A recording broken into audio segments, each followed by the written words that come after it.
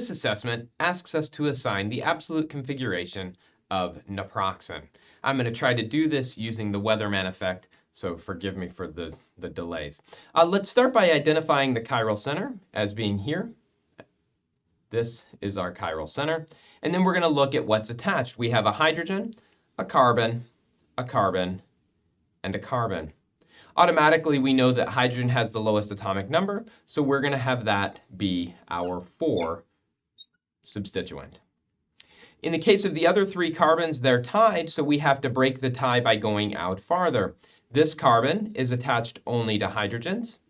This carbon is attached to 1, 2, 3 carbons using the phantom atom rule. And this carbon, being part of a carboxylic acid, is attached to 3 oxygens.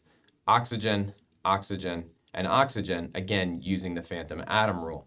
Because this carbon is attached to hydrogens, it's going to be the second lowest priority. We'll give it the 3.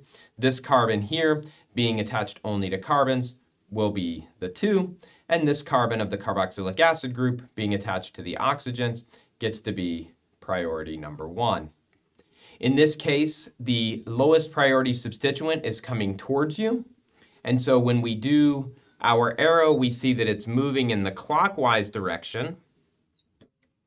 Clockwise, with the lowest priority substituent coming towards you, will be the S configuration.